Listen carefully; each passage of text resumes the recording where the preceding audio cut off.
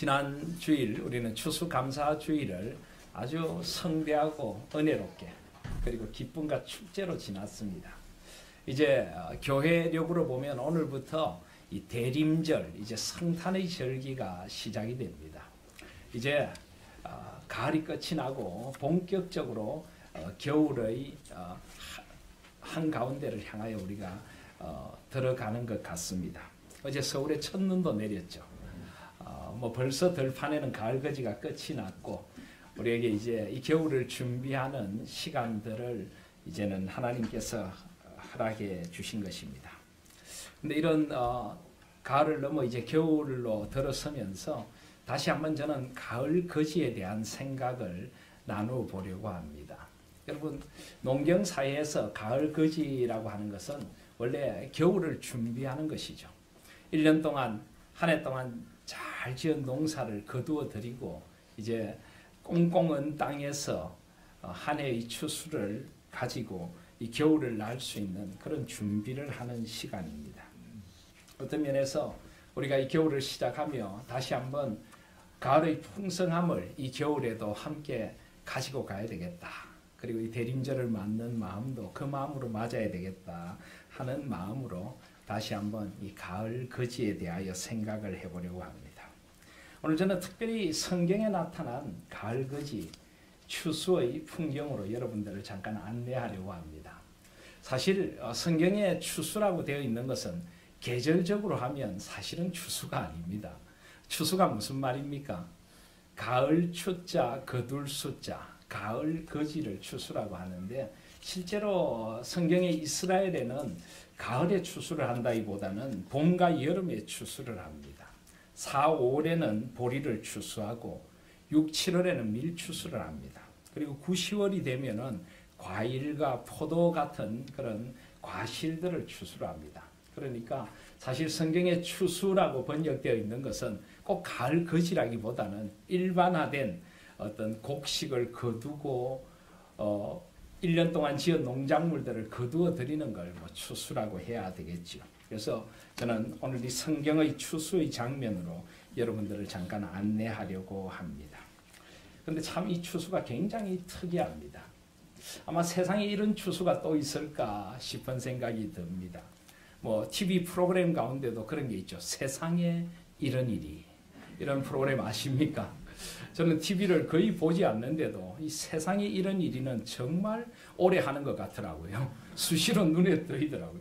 얼마나 된 프로그램인지 모르겠습니다. 그런데 세상에 이런 추수가 있습니다. 한번 들어보시겠습니까?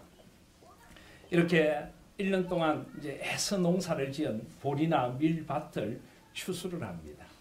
이스라엘의 주식은 보리와 밀이었기 때문입니다. 이렇게 추수를 해나가는데 한참 추수를 해나가다가 반 모퉁이 제법 아직 추수할 것이 남아있는데 이제 그만할까?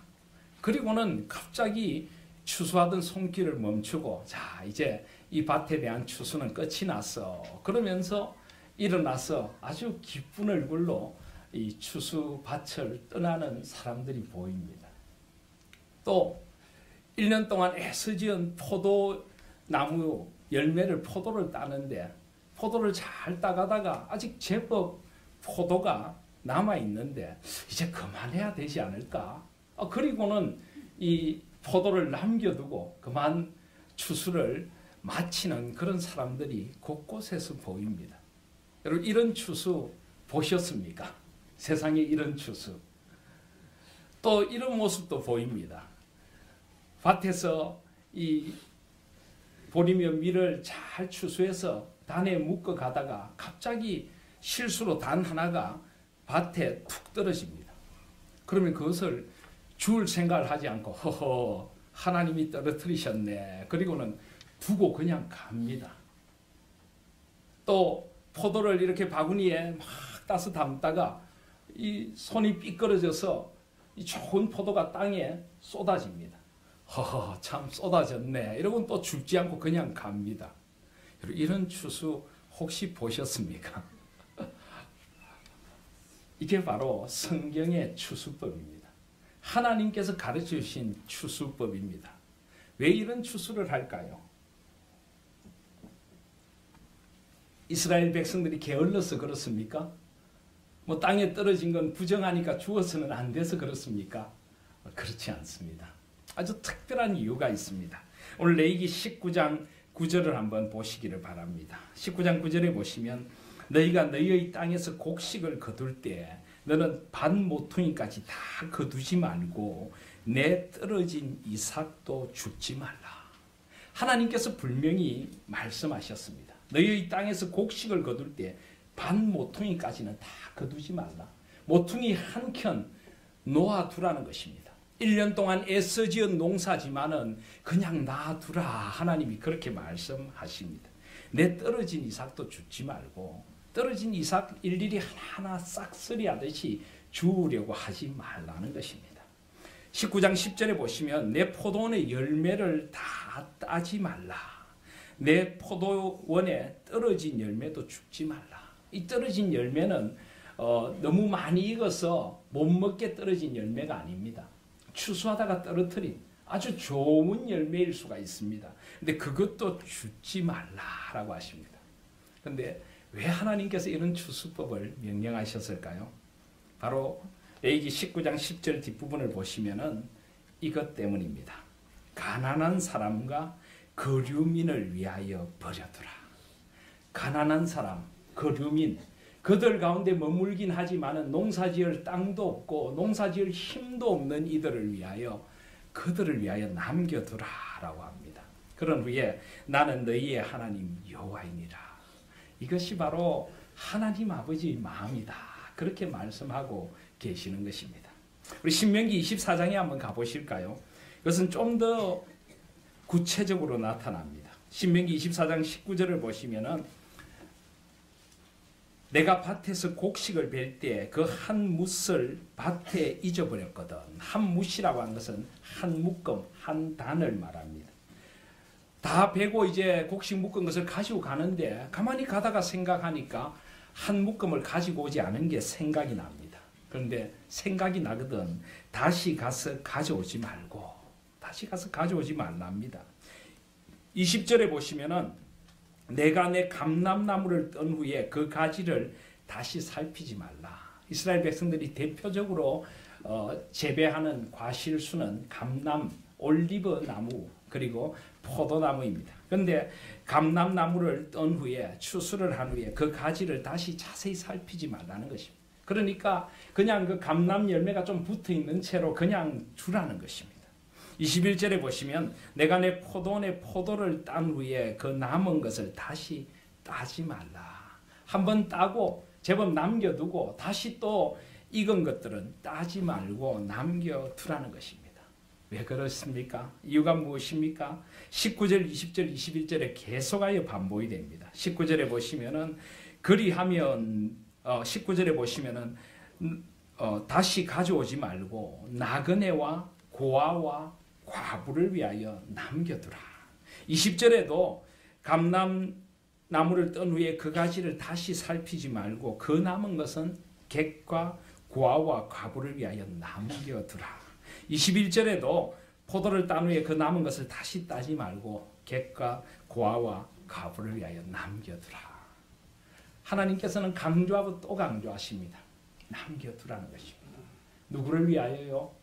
나그네, 객, 고아, 과부, 삶에 기댈 언덕이 없는 사람들, 자기의 힘으로 살아갈 수 없는 이들, 홀로 된 이들, 아픈 마음을 가지고 살아가는 이들, 이 가을 거지가 끝나면은 이 겨울을 어떻게 나야 되나 아파하는 이들, 물론 이스라엘의 추수는 꼭 가을은 아니지만은 그런 이들을 위하여 남겨두라라고 말씀하십니다.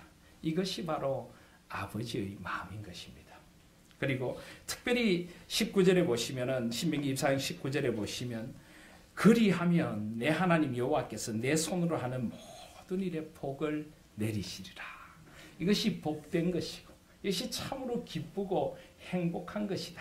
그것을 가르쳐 주시는 것입니다. 그러니까 다시 한번 이스라엘의 추수를 생각하면 사실 이런 모습일 것입니다. 밭을 여러 사람이 농부들이 함께 베어 나갑니다. 배 나가다가 한 사람이 이렇게 이야기합니다. 이제 그만 배야 되지 않을까? 이 끝에 남은 모퉁이 남겨둬야 우리 동네에 가난하고 힘든 사람들 농사지을 땅 한 떼기 없는 사람들, 홀로 된 이들이 먹지 않을까? 야, 이제 그만 베고 남겨두세. 그러니까 옆에서 일하는 사람들이 그래 하나님이 그러라 그러셨지. 그래 우리 그래야지. 자, 수고했네. 하나님, 이곳은 가난하고 힘든 이들을 위하여 남겨둡니다. 1년 동안 저희들이 힘써 지은 농사인데 이것을 가난한 사람들을 위하여 아버지의 마음으로 올려드립니다. 하나님, 이거 귀하게 써주세요. 그리고 아마 돌아섰을 것입니다. 곡식단을 가지고 가다가 한 단이 툭 떨어지면은 아이고, 하나님이 이거 다른 사람 나누라 그러시네. 허허, 하나님 마음도 넓으셔. 두고 가세. 그러면서 그냥 두고 가면서 하나님, 이 떨어진 곡식단이 귀하게 쓰여지게 해주세요. 그렇게 기도하는 마음으로 행복한 미소를 짓고 돌아섰을 것입니다. 포도 열매를 따고 감람 열매를 따면서도 이제 그만 따야 하지 않을까? 아니, 가난한 사람들도 좀 따먹어야지. 우리가 한 해 동안 애써지은 농사 가난한 사람들과 나눌 수 있으니 참 복된 일일세. 그러면서 하나님, 이 포도 열매, 감람 열매 가난한 사람들에게 귀한 양식이 되고 기쁨이 되게 해주십시오. 그리고 돌아섰을 것입니다. 땅에 떨어진 포도 열매들을 보면서 참 실한 놈들이 떨어졌구만. 가난한 사람들과 함께 나눌 수 있어 기쁩니다. 하나님, 떨어지게 해주셔서 감사합니다. 그런 감사의 기도도 드렸을 것입니다. 이것이 바로 이스라엘의 세상의 이런 추수법입니다. 사랑하신 여러분, 이런 추수의 광경을 머릿속에 떠올리면 우리 마음이 어떻습니까? 마음이 따뜻해지지 않습니까? 우리 마음에 절로 흐뭇한 미소가 하나 떠오르지 않습니까? 하나님께서 우리 마음에 이런 기쁨을 주기를 원하십니다. 이것이 바로 하나님 아버지의 마음이라고 말씀하십니다. 왜 하나님께서 이런 추수법을 가르치셨을까요? 레위기 19장을 보시면은 9절에 너희가 너희의 땅에서 곡식을 거둘 때라고 하는데, 사실 이 시대적으로 보면은 레위기 말씀을 주셨을 때는 아직 이스라엘 백성들이 광야를 행진해야 할 때입니다. 아직까지 그들은 가나안 땅에 들어가지 않았습니다.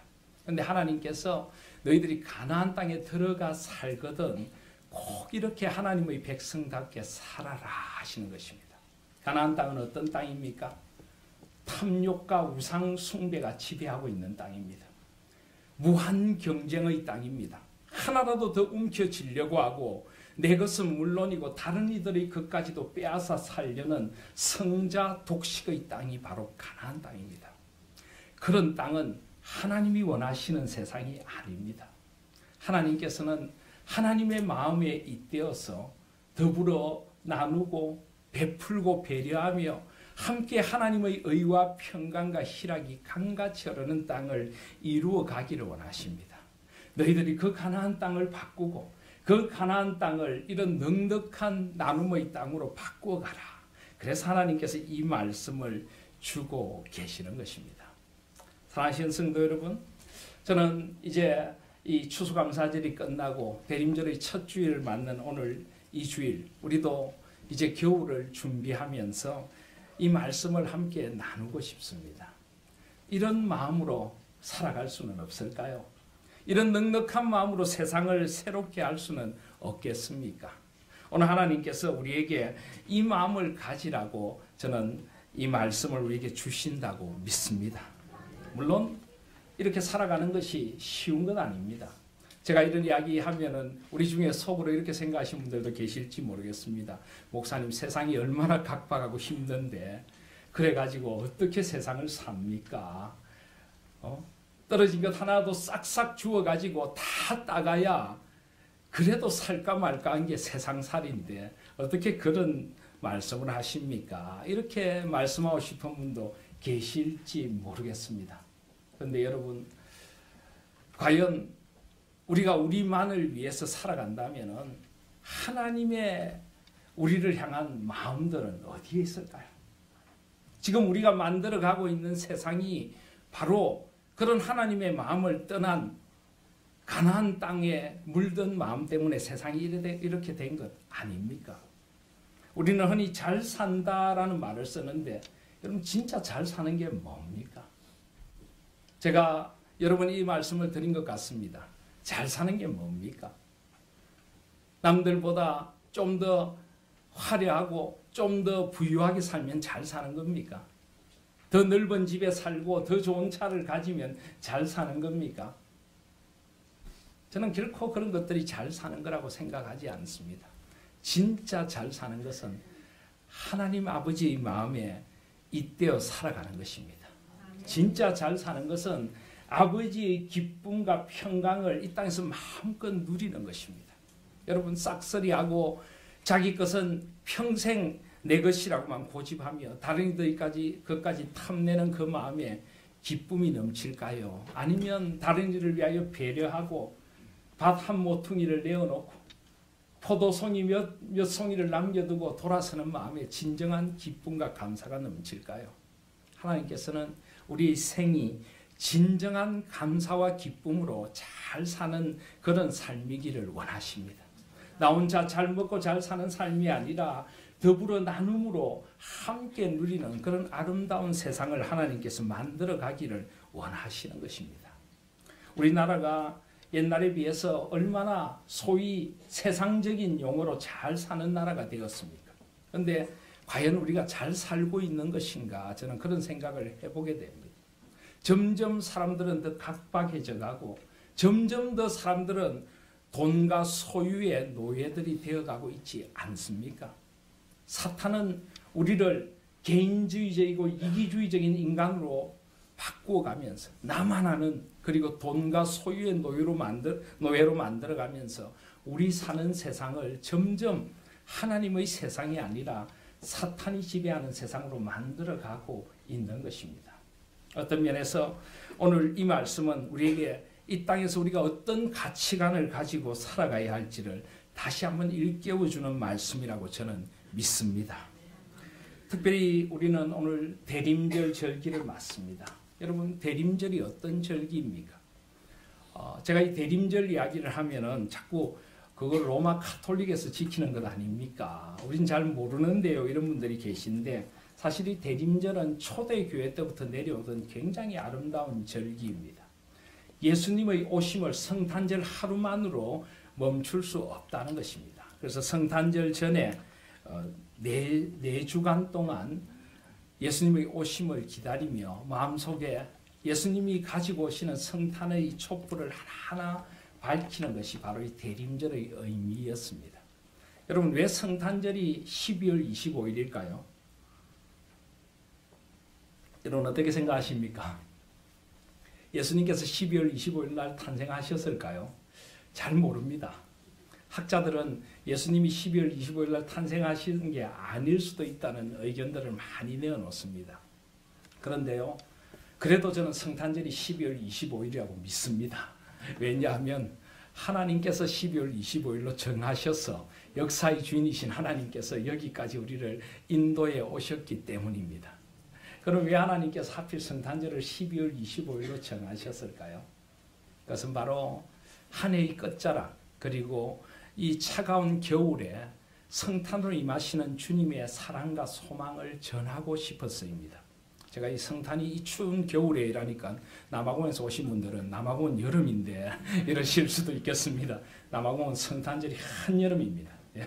수영장에서 성탄절 파티를 하는 그런 나라인데 어쨌든 일반적으로 성탄절은 추운 겨울에 있고 또 무엇보다 한 해의 끝자락에 있습니다.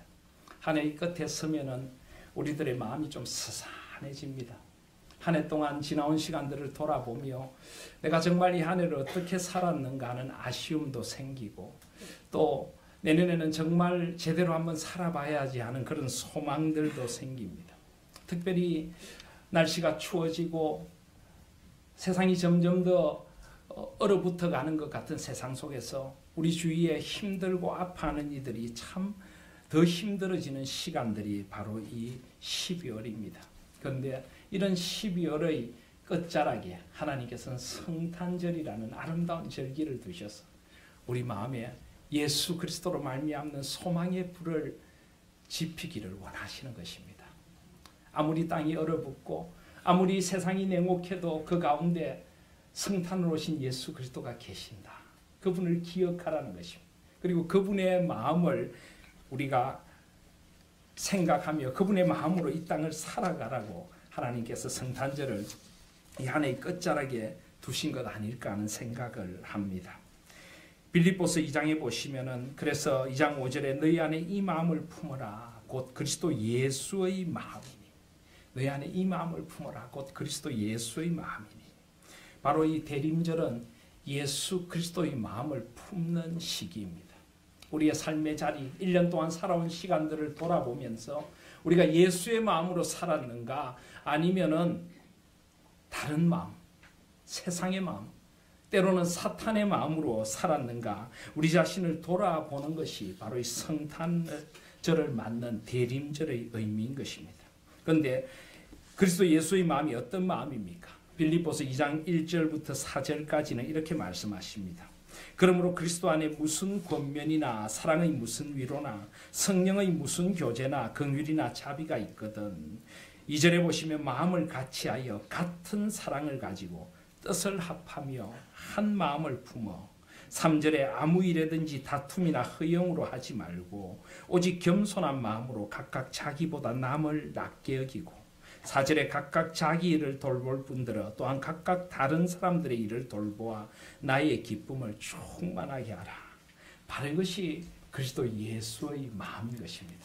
바로 이것이 구약의 추수법이 가르쳐 주시는 하나님의 마음인 것입니다. 사랑하신 여러분, 이제 이 한 해의 끝자락에서 대림의 절기를 맞으며 그리고 겨울을 우리가 시작하면서 주님의 마음을 다시 한번 생각하실 수 있기를 바랍니다.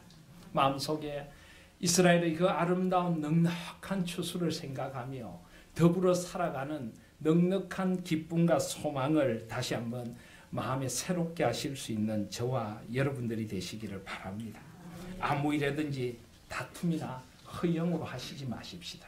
이 경쟁 세상에서 우리는 적어도 하나님 앞에서 하나님의 마음으로 살아갈 수 있기를 소원합니다. 다투는 세상 속에 주님의 평강과 은혜를 전하고 허영에 들뜬 세상 속에서 참된 것이 무엇인가를 보여줄 수 있는 저와 여러분들이 되시기를 바랍니다.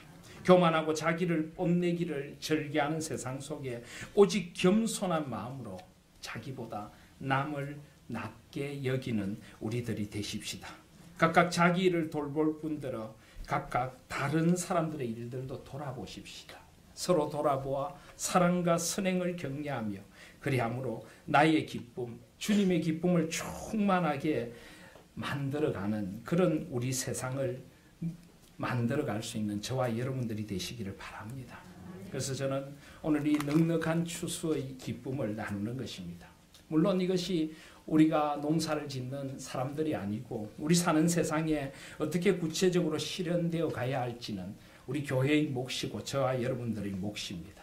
그렇지만 오늘 이 이스라엘의 추수의 기쁨을 누리는 이 장면을 마음 깊은 곳에 새기고 또 내 안에 이 마음을 품으라 하신 주님의 마음을 우리의 마음 깊은 곳에 간직하면서 우리도 이렇게 다른 이들을 향해서 다가갈 수 있는 그런 대림의 절기가 될 수 있기를 소원합니다.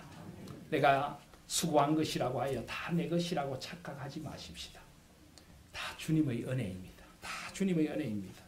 오늘 신명기 24장을 보시면은 나누라고 하신 후에 18절에 보시면은 너는 애굽에서 종되었던 일과 내 하나님 여호와께서 너를 거기서 속량하신 것을 기억하라. 이러므로 내가 내게 이 일을 행하라 명령하노라. 또 22절에 보시면 너는 애굽 땅에서 종되었던 것을 기억하라. 이러므로 내가 내게 이 일을 행하라 명령하였노라. 우리도 예수 그리스도가 없이 부평초처럼 떠돌던 인생이었습니다. 그런 우리에게 찾아오셔서 하나님께서 생명의 뿌리가 되어주시고 예수 그리스도라는 생명에 우리를 접붙여 주셔서 우리가 이 생명의 노래를 부르게 된 것 아닙니까? 아무런 소망이 없던 세상에서 그리스도께서 나의 소망이 되어주셨기에 우리는 영원한 소망을 노래하며 살아가는 사람들이 된 것입니다. 우리는 이 땅의 것이 다가 아닌 줄 압니다. 이 땅과 땅에 속한 모든 것은 다 지나갈 것이고 영원을 바라보는 사람들로 우리는 하나님의 앞에 부름을 받은 사람들인 것입니다. 영혼의 가치를 지닌 사람들답게 이 땅을 살아가야 하지 않겠습니까? 내 것을 내 것이라 고집하기보다는 내가 수고하고 힘들여 이룬 것이지만은 넉넉하게 다른 이들을 위하여 나눌 수 있고, 힘들고 아파하고 소외되는 이들이 나의 나눔을 통하여 기쁨을 누린다면 그것이 나의 기쁨이 되고 삶의 보람과 긍지가 될 수 있는 우리 하나님의 성도들이 되실 수 있기를 간절히 소원합니다. 그리고 우리 하나님 교회가 그런 교회임을 인하여 기뻐합니다. 지난 우리 추수감사주일에도 우리 성도님들 과일을 가득 갖다 놓고 하나님 앞에 감사의 글을 드렸습니다. 근데 그 과일을 우리가 먹기보다는 이웃들을 향해 나누었습니다. 그래서 그 과일을 정성껏 포장을 해서 우리 이곳에 더불어 살아가시는 분들, 또 우리의 이웃들에게 나누면서 우리 노인정에도 갖다 드리고 이 주위에 힘든 분들에게도 갖다 드렸습니다. 이렇게 편지를 썼습니다. 추수감사절은 한 해를 돌아보며 한 해 동안 베풀어 주신 하나님의 사랑과 은총에 감사드리며 한 해 동안 이모저모로 함께해 주셨던 고마운 분들과 이웃들의 사랑과 배려에 감사드리는 교회의 아름다운 절기입니다. 2016년 추수감사절을 맞아 저희 하나님교회는 저희들이 이곳 평강빌딩에 들어오게 되면서 저희들의 좋은 이웃이 되어주신 분들과 추수감사의 기쁨을 함께 나누고 감사의 마음을 표하고자 저희 교인들이 정성껏 준비한 과일들을 함께 나눕니다. 추수감사의 기쁨과 하나님의 은총이 함께 하시기를 기도드립니다. 하나님교회 모든 교우일도 이렇게 해서 우리 이웃들과 함께 나누었습니다. 얼마나 나누는 마음도 기쁘고 받는 분들은 의아해하기까지 했습니다. 우리가 벌써 여기 들어온 지 뭐 이제 한 달 조금 넘죠. 한 달 반 정도 되어 가는데 벌써 두 번째입니다. 들어오자마자 맛있는 롤 케이크를 나누고 또 이번엔 이걸 들고 오니까 왜 이렇게 자꾸 주십니까? 이야기하십니다. 그냥 그게 주님의 마음이고 주님의 기쁨을 나누고 싶고 그냥 더불어 살아가는 이웃이 있어 주어서 고맙고 삶이 하나님의 은총이기 때문에 이런 것들을 나눕니다. 이 은총과 사랑을 알면 좋겠습니다. 이게 우리 마음입니다. 제가 또 한 가지 기쁜 것은 이 오른손이 하는 것을 왼손이 모르게 하라 해서 저희들이 이 과일 나누는 것 사진도 한 장 안 찍었습니다. 근데 성도님들께 알려야 되지 싶어서 그냥 박스에 종이 붙인 사진 한 장 밴드에 올렸는데 좋아요가 무려 26개가 떴습니다. 제가 가만히 보니까 우리 성도님들이 가장 인기 있는 글이 이 글이더라고요. 가장 좋아하는 글이. 그래서 우리 성도님들의 마음이 참 넉넉하다. 이런 추수의 기쁨이 우리 가운데 가득하다는 생각을 하게 되었습니다. 사랑하신 여러분, 이 마음으로 살아가십시다. 세상의 경쟁에 뒤지지 않으려고 이를 악물고 아둥바둥 살아가는 그런 어리석은 인생 이제 멈추시고 주님 앞에서 넉넉한 마음으로 살아가십시다. 조금 어리석어 보이고 조금 뒤처지는 것 같아도 하나님의 마음에 잇대어 살아간다면, 이 마음으로 살아간다면 우리 사는 세상이 하나님께서 원하시는 의와 평강과 희락이 강같이 흐르는 세상이 될 것이라 믿습니다. 세상이 얼마나 참 힘들고 어렵습니까? 그리고 지금 우리 정부가 하고 있는 일들에 대하여 우리 백성들이 참 마음 아파합니다. 어제도 수많은 사람들이 거리로 쏟아져 나와 눈이 오고 진눈깨비가 내린 그 거리에서 촛불을 켜들고 외쳤습니다. 제가 신문을 보니까 그들이 외친 것이 두 가지더라고요. 첫 번째는 정의로운 사회를 만들고 싶습니다. 두 번째는 권력을 가진 이들이 국민들을 섬기는 사회를 만들고 싶습니다. 사실 이것은 하나님 나라의 꿈입니다.